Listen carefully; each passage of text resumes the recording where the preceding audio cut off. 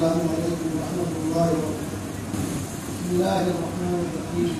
हज़रात मुहतरम मुअज़्ज़ज़ अहबाब मदरसे के असातिज़े किराम और सामने बैठे हुए हमारे अज़ीज़ प्यारे बच्चों और बच्चियों, सबसे पहले मैं मुबारकबाद देता हूँ यहाँ की इंतज़ामिया को। इमाम साहब की बात सुनने के बाद ये अंदाज़ा हुआ कि असातिज़े किराम की बहुत ही मेहनत है, बच्चे भी लगन से पढ़ते हैं और इंतज़ामिया की भी बड़ी कुर्बानियाँ। तो मैं सबसे पहले इंतज़ामिया को मुबारकबाद देता हूँ। अली मियां साहब रहमतुल्लाह अलैह की वालिदा के शेर के ज़रिए कि ख़िज़ा में भी शजर सरसब्ज़ होकर फूल और फल लाए, ख़िज़ा में भी शजर सरसब्ज़ होकर फूल और फल लाए, शोहरत हो बाग की बाग़बां की उनकों की फूलों की। इंतज़ामिया की काबिश यही होती है कि ज़्यादा से ज़्यादा बच्चे आए और अल्लाह तबारक व तआला और उसके प्यारे हबीब, अल्लाह का कलाम, उसके प्यारे हबीब की सुन्नतों को सीखें और अमल करें। तो वो फल और समरा हमारे सामने है कि बच्चों ने भी मेहनत की, असातिज़ा की बहुत ही ज़्यादा मेहनत है।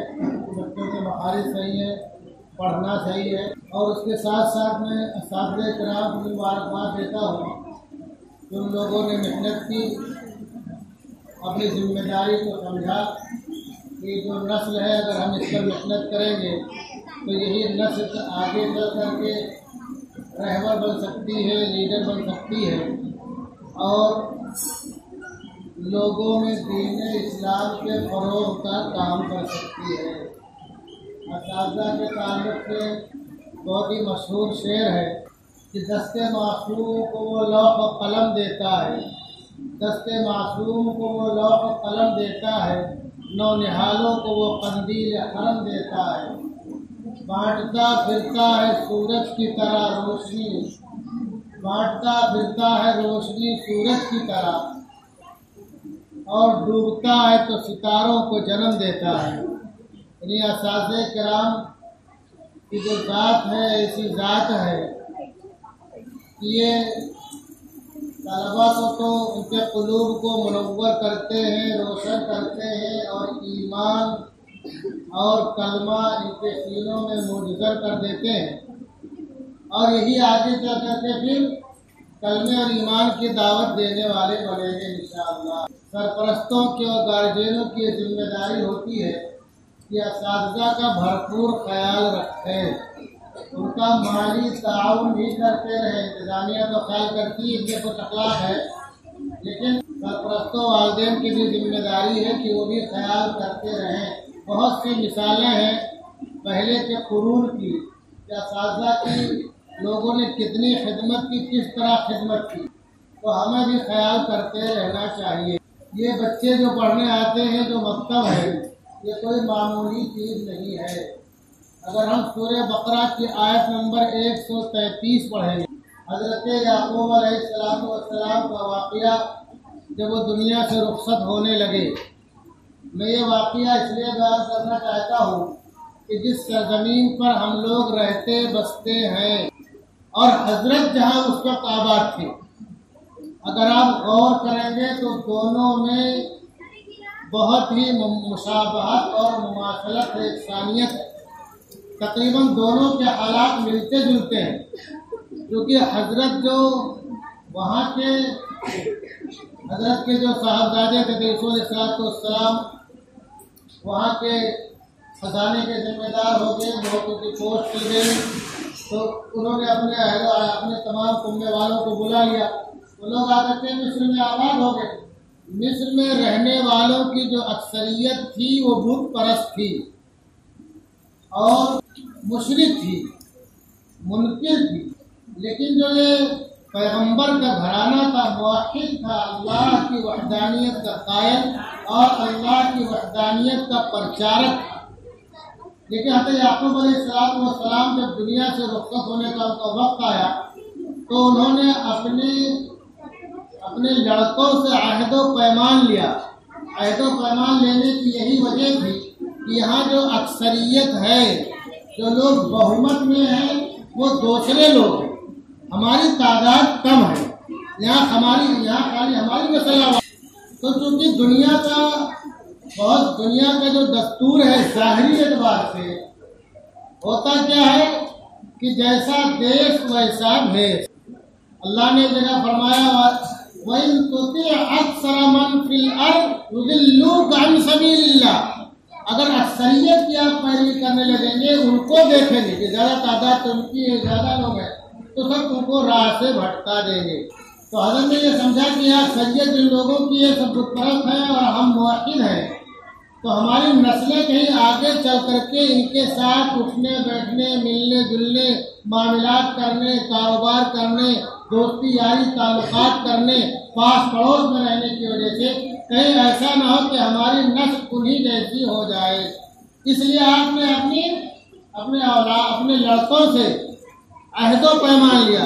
अल्लाह तबारक व तआला ने सूरह बकरा में कितने खूबसूरत अंदाज से बयान फरमाया कि हम कुन्तुम शुहदा इज़ हज़रा याक़ूबुल मौत इज़ क़ाल लिबनीही मा तअबुदून मिन बअदी क़ालू नअबुदु इलाहका व इलाहा आबाइका, कि क्या तुम लोग मौजूद थे जब याक़ूब अलैहिस्सलाम को मौत का वक्त करीब आया, जब उन्होंने अपने बच्चों से अहदो पैमान लिया। क्या अहदो पैमान लिया? देखो कौन अहदो पैमान ले रहा है? एक खुद पैगंबर है और बाप पैगंबर है, चचा पैगंबर है और दादा पैगंबर है। कितना सिलसिला हो गया? यहाँ 4 लोग हो गए। और बेटा हज़रत यूसुफ अलैहिस्सलाम भी पैगंबर है। और इंजील की एक रिवायत के मुताबिक उनके एक बेटे यहूदा थे, वो भी पैगंबर है। तो 6 पैगंबर एक साथ में देखा जाए तो फिर भी अहदो पैमान ले रहे हैं। खतरा जो महसूस हो रहा है उनको, जो अंदेशा महसूस हो रहा है उस वजह कि बेटो मेरे बात तुम लोग किसकी प्रैक्टिस करोगे, किसकी इबादत करोगे? क़ालू नअबुदु इलाहका व इलाहा आबाइका इब्राहीम व इस्माईल व इसहाक़ इलाहन वाहिदा व नहनु लहू मुस्लिमून।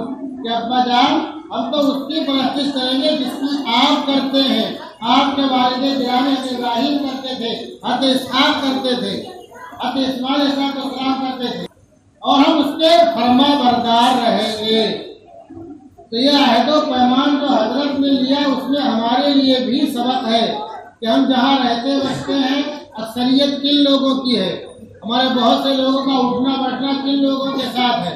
हमारे बहुत से बच्चे बाल दफा गफलत का शिकार हो जाते हैं और उन्हीं जैसे अमाल और करतूत करने लगते हैं। बहुत सी मिसालें मौजूद हैं। तो हमें अपने नस्लों के ईमान को मजबूत करना है। और हमारी नस्लों का जो ईमान मजबूत कैसे होगा? इन्हीं मकातिब से होगा, इन्हीं मदारिस से होगा। अल्लाह के प्यारे इरशाद फरमाते हैं इत्तक़ू अला सिब्यानिकुम अव्वल कलिमतिन बिला इलाहा इल्लल्लाह। जब बच्चे बोलना शुरू करें तो उनको ला इलाहा इल्लल्लाह सिखलाओ। घर से शुरुआत हो रही है। और जब थोड़ा होशियार हो जाए, चलने फिरने के लायक हो जाए, तो उनको क्या किया जाए? वयुअल्लिमुहुल कुरान, उनको कुरान की तालीम दी जाए। जाहिर सी बात है कि दुनिया के जो भी हालात हैं उन हालात में स्कूल की तालीम भी जरूरी है, लेकिन उससे ज्यादा हमें अपनी और अपने नस्लों का ईमान बचाना जरूरी है। और ईमान बचाने के लिए हमें मकतब में दाखिल करना जरूरी है। अगर हमने मकतब में दाखिल नहीं किया तो हमारा बच्चा डॉक्टर हो जाएगा, इंजीनियर हो जाएगा, साइंटिस्ट हो जाएगा और क्या क्या हो जाएगा। लेकिन बहुत दफा देखने में आया कि बड़ी बड़ी पोस्टों पर फाइज मुस्लिम नाम के लोगों को कलमा तक बराबर नहीं याद है। यहाँ के बहुत अजीम मंच पर फायदे एक ऐसा शख्स था जिसके बारे में बहुत से राइटरों ने लिखा तो उसको सूरह फातिहा से आगे कुछ नहीं आती है। तो जिसको सूरह फातिहा से आगे नहीं आती होगी उसको जनाजे की दुआ नहीं याद होगी, दुआ कुनूत नहीं याद होगी, दुआ मासूरा नहीं याद होगी, अत्तहियात व तस्लीम नहीं याद होगा। उसको ये भी नहीं मालूम होगा जुमा में कितनी रकात। तो हमें स्कूल में तो डालना ही है, लेकिन अगर हम ये चाहते हैं कि वो सरजमीन जिसको हमारे असलाफ ने अपने खूनों से खींचा और उससे पहले के बुजुर्गों ने बहुत कुर्बानियां दे करके हम तक अल्लाह का पैगाम पहुंचाया, अल्लाह का कलमा पहुंचाया, और वो नेमत हमारे सीनों में महफूज है, हमारी नस्लों में भी महफूज रहे। तो हमें मकतब की तर्क करनी पड़ेगी, अपने बच्चों को मकतब में दाखिल करना पड़ेगा। होता क्या, बात लोग अल्लाह ने पैसा से नवाज किया तो मकतब में बच्चों को नहीं भेजते हैं, ट्यूशन के लिए किसी को लगा देते हैं, तो हफ्ते में 3-4 दिन छुट्टी हो जाती है, कभी किसी का बर्थडे हो गया, कभी पिकनिक, और कभी क्या। तो बच्चों को बार दफा कलमा नहीं याद हो पाता है। हम ऐसे लोगों को जानते हैं कि जिनके बच्चों ने 8 साल ट्यूशन पढ़ा है, लेकिन उनको अव्वल कलमा नहीं याद है बराबर, उनको बराबर अव्वल कलमा नहीं याद है। 8 साल ट्यूशन पढ़ने के बावजूद, और दादा ने मुझसे कहा, रोहासी आवाज में मुझसे कहा, मौलाना 8 साल मेरा पोता पढ़ता रह गया, 18 साल की उम्र तो होने वाला है, अब तक इसको बराबर कलमा नहीं याद है, ये नमाज कैसे पढ़ पाएगा? नमाज की तरकीब से बिल्कुल वाकिफ, सना वाला कुछ नहीं याद। तो ट्यूशन का हाल तो ये होता है। तो अगर अल्लाह ने हमको नवाजा है तो भी हम बहुत फख्र के साथ अल्लाह का शुक्र अदा करते हुए अपने बच्चों को मकतब ही में भेजें। यहाँ करके उसको माहौल मिलेगा, उसको साथी मिलेंगे, और बहुत से चेहरे उसको देखने को मिलेंगे अपने जैसे। तो मकतब की कदर और मंजिलत इतनी ज्यादा है कि अगर इसको अपने यहाँ से निकाल दिया जाए तो मेरा चैलेंज है 70 से 80% लोगों को अव्वल कलमा नहीं आएगा, और ये मकतब बाकी रहेगा तो इंशाअल्लाह सुबह क़यामत कोई कितना भी कोशिश कर ले, जेसीबी लगा करके हमारे सीनों से और हमारे नस्लों के सीनों से कलमे को निकालने की कोशिश करे, नमाज को निकालने की कोशिश करे, इसके रसूल को निकालने की कोशिश करे, कुरान के अज़मत को निकालने की कोशिश करे, तो इंशाअल्लाह उसका एक जर्रा नहीं हिला सकता है। कितनी बड़ी जेसीबी लगा दे, कितनी ताकत लगा दे, कितनी तंजीमों को लगा दे, कितने लोगों को लगा दे, और आखिर तक हमारे नस्लों के ज़बान पर कलमा ही रहेगा। दुनिया से रुखसत होते हुए भी कलमा रहेगा। जिस हालत में भी दुनिया से रुखसत हो, चाहे शहादत की मौत आ रही हो, चाहे बिस्तर में मौत आ रही हो, चाहे हॉस्पिटल में मौत आ रही हो, चाहे घर में मौत आ रही हो, तो कलमा सीनों बाकी रहेगा। इस वास्ते मकतब में दिल में बैठ जाती है बात कि ईमान और कलमे से बढ़कर हमारे लिए दुनिया में कोई चीज कीमती नहीं है। 2 वक्त की रोटी वो लोग भी खाते हैं जो अरबों रुपया डेली कमाते हैं, और 2 वक्त की रोटी वो भी खाते हैं जो रोड पर पत्थर तोड़ते हैं, जो रोड पर झाड़ू मारते हैं, जो नाली साफ करते हैं। अभी 2 वक्त की रोटी खाते हैं, ये दुनिया तो ऐसे गुजर जाएगी, लेकिन अगर ईमान बाकी रहा, ईमान के साथ गुजरी, तो हमारी दुनिया भी समझ गई और आखिरत भी इंशाअल्लाह समझ जाएगी। तो मकतब की कदर मंजिलत बहुत ज्यादा है, इसकी अहमियत को हमें समझना चाहिए। अगर अल्लाह ने नवाजा है तो भी बच्चों को भेजना चाहिए, और नहीं नवाजा है तो भी बच्चों को भेजना चाहिए। और खाली यही नहीं, अपने बच्चों को भेजे, पास पड़ोस के लोगों की भी खबरगिरी करें। सुन लो मुसलमानों, हम खाली अपने के जवाब दे नहीं है, पड़ोसियों का, ऐसा अक़रबा का, रिश्ते नातेदारों का, अपने मातहत रहने वालों का, अपने मुताल्लिकीन का भी जवाब हमें देना पड़ेगा। कि हमारे इलाके में रहते थे, कभी नहीं अपने बच्चों को मकतब में भेज दो, कलमा सीख ले, नमाज सीख ले। ये हमारे पड़ोस में रहते थे, कभी इन्होंने हमको नहीं कहा अपने बच्चों को भेजो, नमाज सीख ले, कलमा सीख ले। ये हमारे रिश्तेदार थे, कभी इन्होंने हमको नहीं कहा बच्चों को भेजो, कलमा सीख ले, नमाज सीख ले। तो अल्लाह क्या जवाब दोगे? तो हमारी जिम्मेदारी अपने साथ साथ इन तमाम लोगों के सबकी फिक्र करें, सबको तरगीब दें, और हमारी माँ बहनों के जहन में बात बिठा दें कि अपने पास पड़ोस, ऐसा करवा, रिश्ते नातेदार, जानने सुनने वालों को भी मकतब में बच्चों को भेजने की खुद तरगीब देती रहे, और हमको तरगीब दें लोगों को। अगर किसी के पास किताब के पैसे नहीं है, सर बदन ढकने का कपड़ा नहीं है, तो अगर अल्लाह ने हमें दिया है तो हम किताब उसको ला करके दे, उसके जूते चप्पल का इंतजाम करें, उसके कपड़े का इंतजाम करें, उसके स्काफ दुपट्टे का इंतजाम करके भेजें, डबल अजर मिल जाएगा हमको। और उसके साथ साथ हमारी जिम्मेदारी और हमारी माँ बहनों की भी ये जिम्मेदारी है कि पाबंदी के साथ भेजें। जिस तरह स्कूल में नागा नहीं करते हैं, ऐसे मकतब में उसके ज्यादा अहमियत दें। जब तक आप मकतब को अपने हाई फाई स्कूलों से ज्यादा अहमियत नहीं देंगे, यहाँ बच्चों की हाजिरी को, उस वक्त तक आपके बच्चों के सीनों में ईमान और कलमा मजबूती से साबित नहीं होगा, जमेगा नहीं। अगर आप अहमियत नहीं देते हैं तो इसका मतलब यह है कि आपके नजदीक इसकी कदर और कीमत नहीं है, इसकी अहमियत नहीं है, मरने के बाद की जिंदगी का आपको यकीन नहीं है, रसूलुल्लाह के इश्क में आपके अंदर जवाब नहीं है।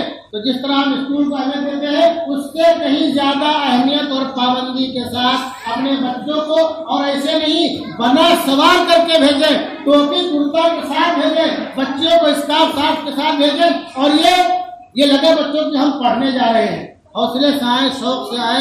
अल्लाह तबारक व तआला यहाँ के इंतजामिया असातिज़ा और तमाम लोगों के इन काविशों को सबसे कबूलियत से नवाजे, और जो मासूम बच्चे बैठे हैं इन्हें और इनके वालिदैन को सबसे कबूलियत से नवाजे, इस्लाम पर बाकी रखे, ईमान पर फरमाए, शहादत की मोहर नसीब फरमाए, और जनाब रसूलुल्लाह सल्लल्लाहु अलैहि वसल्लम के महफूज शहर में मरफून होने की सआदत अता फरमाए।